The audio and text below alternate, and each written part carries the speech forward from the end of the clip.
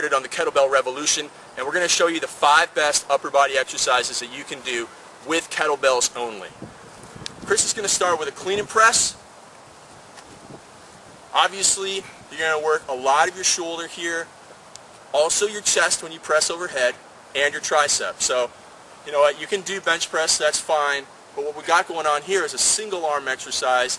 It's going to probably have less of a risk of you developing imbalances when you train. I mean, I've benched for years, and I know I have to be very careful when I bench because of my shoulder, but I can do single arm exercises a lot better without any problems. And you can build lots of muscle and strength, and look how much space we're using, a very small amount of space, and you don't need a bench press. Alright, second exercise we're going to do is a rowing exercise because we want to pair the presses with the rows.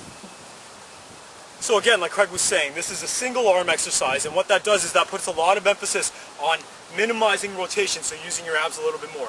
Craig is loaded on one side, he's not loaded on the other, so his abs and obliques have to work extra hard to try to prevent any excessive rotation in his torso. So that's a great exercise not only for your abs, but for your upper back and your shoulders. Alright, another exercise that really works the upper back and the shoulders are the kettlebell snatches that Chris is going to do next. This is an explosive total body exercise, and in fact that's what you'll find about almost all the kettlebell stuff that we do, is that it's total body. I mean, you're not really just doing a bicep curl with, 1, 2, 3, 4 muscles. You're not just doing tricep extensions. I mean, everything is moving here. So not only are you going to be building muscle, but also burning a lot of calories, burning fat at the same time. And that's why these kettlebell guys, they really have extreme warrior type physiques. So our next exercise is going to be an overhead press.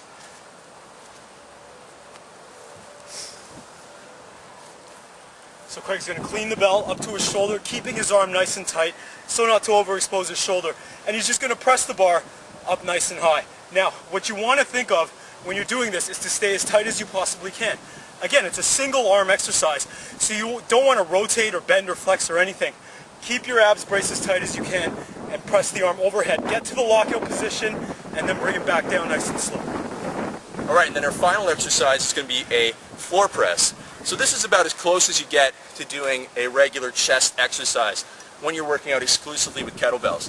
So you're going to be lying down on the ground and pressing one arm up at a time.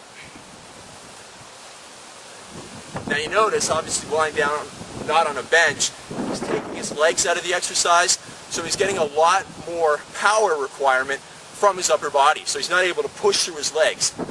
You're really going to get a lot of tricep work in this exercise, along with front delt and chest. And your abs are going to be braced all the time too, like every kettlebell exercise, so you get maximum benefit from a single movement. So those are the top 5 upper body exercises that you need to have in your program when you put in a kettlebell training system.